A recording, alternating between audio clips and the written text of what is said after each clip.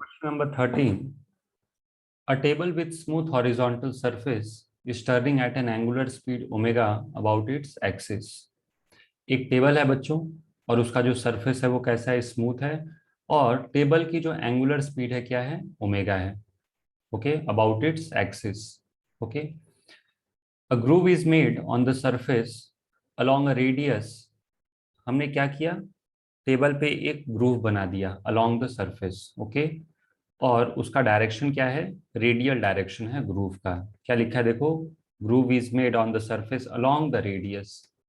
मतलब रेडियस के अलोंग हमें क्या करना है, एक ग्रूव बनाना है. And the particle is gently placed inside the groove at a distance a from the centre. तो देखो ग्रूव होता क्या है,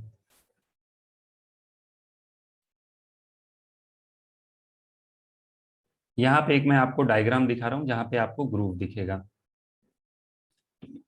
देखो, suppose this is a surface, और आपने क्या किया, इतना पार्ट, ये जो आप देख रहे हो ना, इतना पार्ट क्या कर दिया, रिमूव कर दिया इस मटेरियल में से. तो इसी को हम लोग बोलते हैं दिस इज कॉल्ड ग्रूव.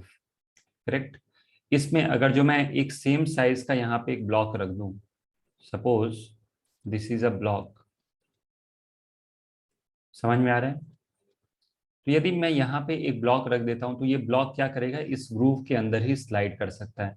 यदि ये ब्लॉक प्रयास करेगा कि इस तरफ मूव करें, तो जो वॉल्स ऑफ द ग्रूव है ना, ये जो वॉल है ग्रूव का, ये इसे इस साइड नहीं आने देगा, ये इसे इस साइड नहीं आने देगा. ये सिर्फ और सिर्फ अलोंग द ग्रूव मूव कर सकता है. ओके, समझ में आ गया. तो ग्रूव का मतलब क्या होता है, ग्रूव में अगर जो आपने एक ब्लॉक रख दिया, हम लोग अज्यूम करके चलते हैं कि ग्रूव बनाया है, तो ऑलमोस्ट सेम साइज का ही यहाँ पे ब्लॉक या फिर पार्टिकल को रखेंगे. करेक्ट. तो जो पार्टिकल होगा वो अलोंग द ग्रूव मूव करेगा. Okay, next. यहाँ पे क्वेश्चन में क्या बोला जा रहा है कि this is a table. Okay, और इस टेबल में हमने एक ग्रूव क्रिएट किया है. ओके,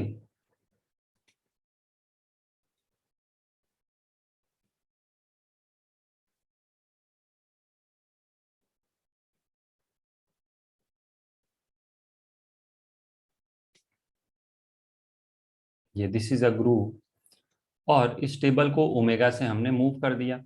ये जो आप टेबल देख रहे हो, this table is in horizontal plane.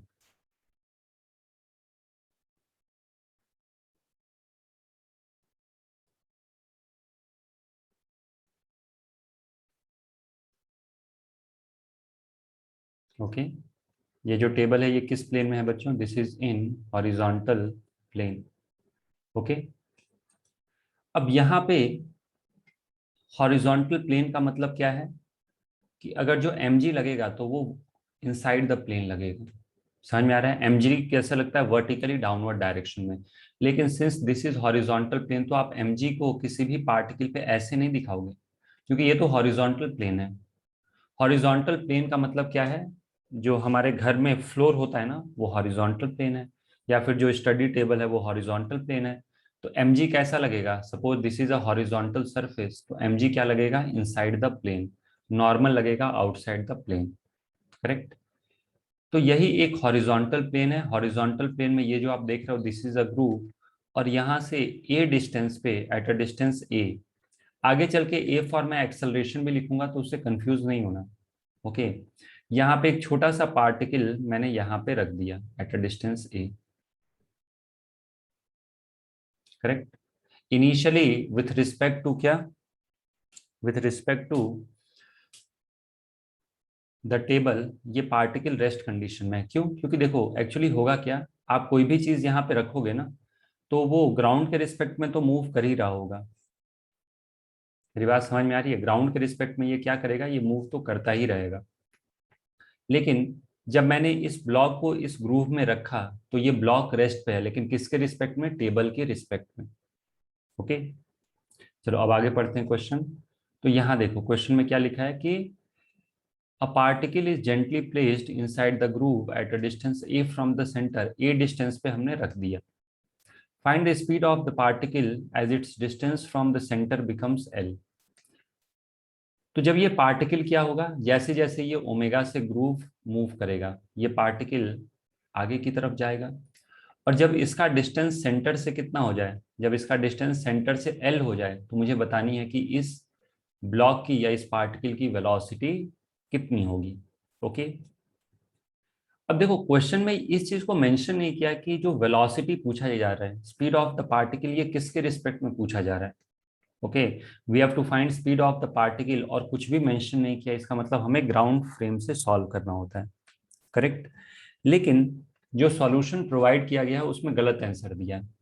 उसमें जो आंसर है वो सिर्फ टेबल के फ्रेम में ही निकाल के रखा है।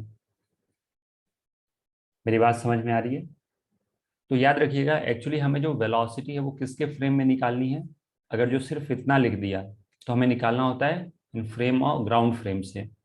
लेकिन जो सॉल्यूशन प्रोवाइड किया गया है या जो आंसर दिया है वो उस हिसाब से गलत हो जाएगा। ओके, आंसर निकाला गया है इन फ्रेम ऑफ टेबल। करेक्ट। चलो तो देखते हैं कैसे सॉल्व करोगे। तो इन फ्रेम ऑफ टेबल अगर जो मैं सॉल्व करूं, इन फ्रेम ऑफ टेबल, टेबल के फ्रेम में देखा जाए, इनिशियल वेलोसिटी ऑफ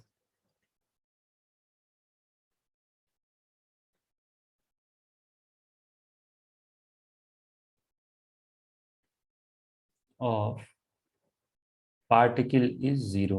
ओके,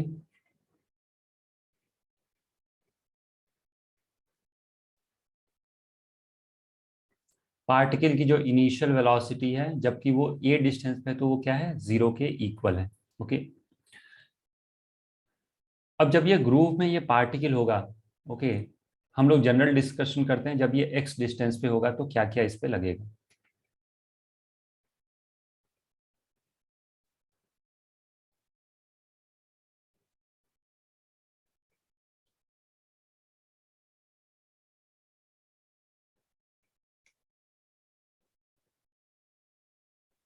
मान लो ओमेगा से घूम रहा है, ये जो पार्टिकल है, लेट अस से कि particle is at some general distance x.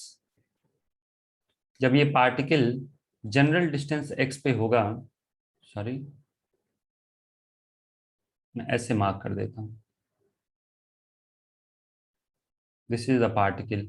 Particle जब जनरल डिस्टेंस एक्स पे होगा तो इसकी कुछ वेलोसिटी भी होगी। करेक्ट, बाहर की तरफ। ओके, तो मैं अगर जो आपको 3D व्यू दिखाने का प्रयास करूं तो देखो 3D में कुछ ये कैसा दिखेगा।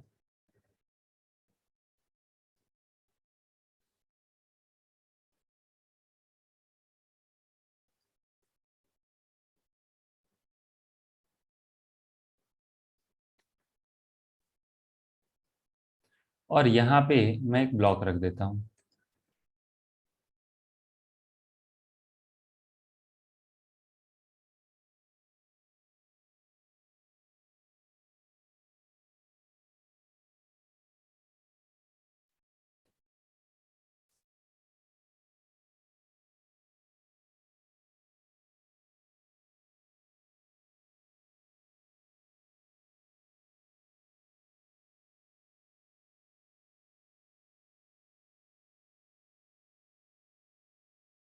एक ऐसा मैंने अप्रोक्सीमेट ब्लॉक ड्रॉ करके दिखा दिया आप लोगों को। ओके, तो देखो होगा क्या, इस ब्लॉक पे यहां से लगेगा नीचे की तरफ mg। करेक्ट, ऊपर क्या लगेगा, नॉर्मल। ये मैं साइड व्यू ड्रॉ करके दिखा रहा हूँ। यहाँ पे यदि आप देखोगे तो mg क्या लगेगा, mg बेसिकली लगेगा इनसाइड द प्लेन। ओके, एक लगेगा नॉर्मल फोर्स जो कि होगा आउटसाइड द प्लेन। करेक्ट। अच्छा, इस ब्लॉक के पास कुछ वेलोसिटी v भी होगी क्योंकि ये जनरल एक्स पे है, तो इसकी वजह से करियोलिस फोर्स भी आता है। ओके, जो करियोलिस फोर्स होता है ना वो इस वेलोसिटी के परपेंडिकुलर होता है और ओमेगा के भी परपेंडिकुलर होता है, मतलब करियोलिस फोर्स इस डायरेक्शन में आएगा। तो उसको क्या करते हैं, वॉल्स बैलेंस कर लेते हैं। लेकिन करियोलिस फोर्स हमारे सिलेबस में नहीं होता तो इसलिए हम लोग डिस्कशन नहीं करते, और बहुत बच्चे तो उसको नेग्लेक्ट भी कर देते हैं। करेक्ट। जब आप इंजीनियरिंग में थर्ड ईयर में थियरी ऑफ मशीन पढ़ते हो तो वहां पे इसको इंट्रोड्यूस किया जाता है। ओके, करियोलिस फोर्स को। तो बाकी टेक्स्ट बुक में भी आपको मिल जाएगा, लेकिन यहाँ पे जो करियोलिस फोर्स क्या होता है, इस डायरेक्शन में लगता है, देखो ऐसा। मतलब परपेंडिकुलर टू द ग्रूव। तो इसको क्या करेगा, वॉल एक नॉर्मल फोर्स लगा के बैलेंस कर लेगा। यहां से ये N1 है और यहां से ये क्या है, N2। और ये मान लो दिस इज करियोलिस फोर्स, इसको आप FC लिख सकते हो, करेक्ट। और एक फोर्स लगेगा बच्चों along the groove, that is mx omega square. mx omega square को कोई बैलेंस करने वाला नहीं है। मेरी बात समझ में आ गई? तो फिर से देखो क्या क्या फोर्स लगा। ये जो ब्लॉक है जो मैंने रेड कलर से ड्रॉ किया है, सबसे पहले नीचे क्या लगेगा, mg। ऊपर ये वाला जो सरफेस आप देख रहे हो ना, ये वाला, ये सरफेस जो मैं मार्क कर रहा हूं, ओके। ये सरफेस क्या करेगा, ऊपर की तरफ एक नॉर्मल N1 लगाएगा और ये क्या करेगा, mg को बैलेंस करेगा, करेक्ट। एक करियोलिस फोर्स आता है, okay.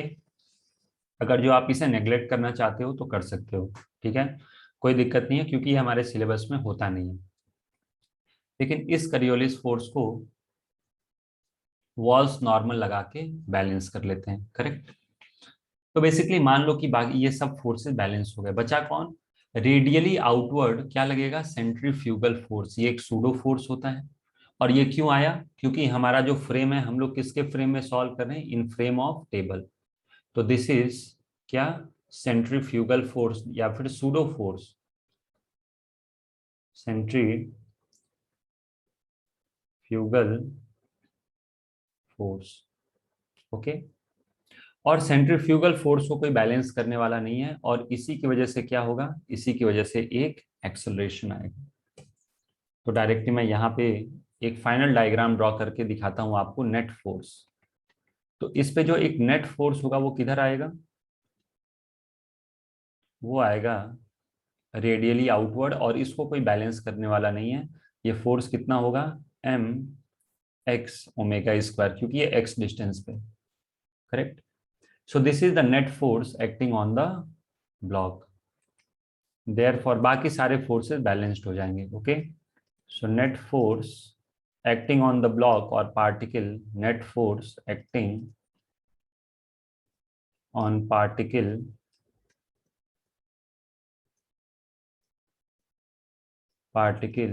is mx omega square, correct.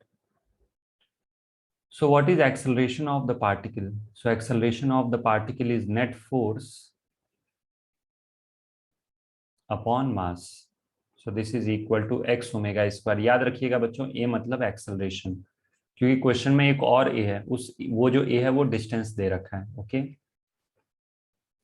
अब मुझे क्या करना है, मुझे निकालना है वेलोसिटी। तो काइनेमेटिक्स में मैंने तीन केसेस लेके समझाए थे कि ये एक्सेलरेशन है। एक्सेलरेशन को दो चीजें लिख सकते हो, या तो लिख सकते हो dv/dt, और दूसरा क्या लिख सकते हो, v/dv/dx। कब dv/dt यूज करना है और कब v/dv/dx, मैंने ये भी समझाया था। यहाँ पे t होता तो dv/dt लिखते, और यहाँ पे x है तो v/dv/dx लिखेंगे। समझ में आ रहा है? देयरफॉर एक्सेलरेशन को क्या लिखेंगे, v/dv/, this is equal to x।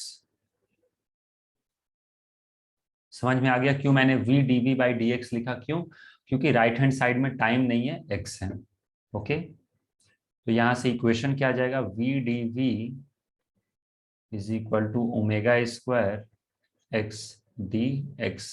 क्या करेंगे, दोनों तरफ हम लोग इंटीग्रेशन करेंगे। ओमेगा स्क्वायर कांस्टेंट है तो ये बाहर आ जाएगा इंटीग्रेशन के। v/dv का इंटीग्रेशन क्या हो जाएगा, v²/2।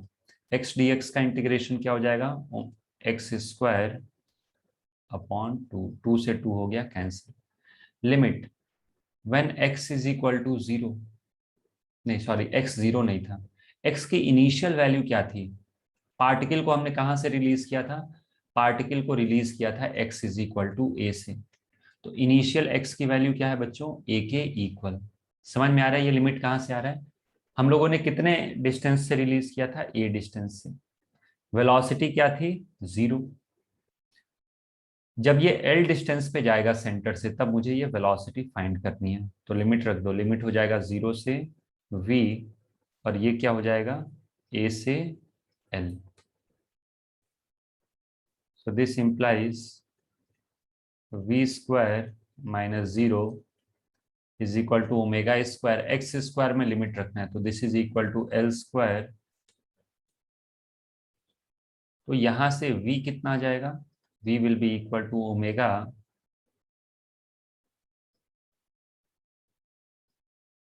करेक्ट. लेकिन याद रखिएगा कि ये जो वेलोसिटी आपने निकाली ना बच्चों, this is velocity of particle, this is velocity of particle with respect to table. ये जो वेलोसिटी देख रहे हो ना बच्चों, ये किसके रिस्पेक्ट में है, this is with respect to table. ये ग्राउंड के रिस्पेक्ट में नहीं है. जबकि क्वेश्चन देखो, क्वेश्चन में अगर जो आप पढ़ोगे ध्यान से, तो कहीं भी ऐसा मेंशन नहीं किया गया कि find speed of particle as its distance from the centre becomes L. मतलब कहीं लिखा नहीं है कि हमें टेबल के फ्रेम में निकालना है. तो एक्चुअली ये वेलोसिटी हमें ग्राउंड फ्रेम में पूछा है, जबकि ये जो आंसर है ये किस के फ्रेम में ये वेलोसिटी निकली है, this is with respect to क्या, टेबल. तो या तो आप क्वेश्चन को सही कर लो या फिर टेबल के रिस्पेक्ट में निकालो. तो जनरली क्वेश्चन का मतलब यही होना चाहिए कि अगर जो इंटरप्रिटेशन देखा जाए तो इसका मतलब यह है कि we have to find velocity with respect to क्या, टेबल. तो फाइंड स्पीड ऑफ पार्टिकल, ये क्वेश्चन होना चाहिए. ऑथर ने यही सोच के दिया है, लिखना भूल गए. तो find speed of particle with respect to table. समझ में आ गया. क्योंकि अगर जो आपको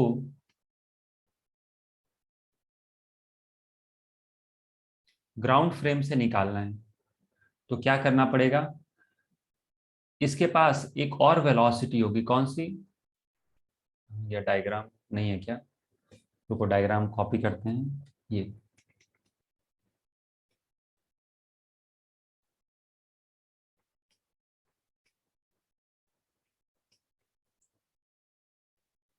तो जब ये एल डिस्टेंस पे ये पार्टिकल होगा, इसके पास ये तो एक वेलोसिटी है ही है, कौन सा, रेडियल या आउटवर्ड. लेकिन क्योंकि ये ऐसे घूम रहा है, इसकी वजह से एक और वेलोसिटी होगी ओमेगा एल. तो रिजल्टेंट वेलोसिटी इन दोनों का वेक्टर सम करके हमें कैलकुलेट करना पड़ेगा. तो यह आ जाएगा under root of v square plus omega square L square का पूरे का रूट होगा. मतलब v square plus omega square L square का रूट. ओके. तो यहाँ पे अगर जो आपको थोड़ा कंफ्यूजन हो रहा है कि ये करियोलिस फोर्स क्या है, तो आप थोड़ी देर के लिए भूल जाओ कि ये कुछ है. ऐसे भी सोच सकते हो कि सर एम जी को नॉर्मल ने बैलेंस कर लिया और इस एम एक्स ओमेगा स्क्वायर को कोई बैलेंस करने वाला नहीं है, ऐसे भी कर लो. करेक्ट, ये भी हम सही अज्यूम कर लेंगे कि आपने सही किया है. ओके.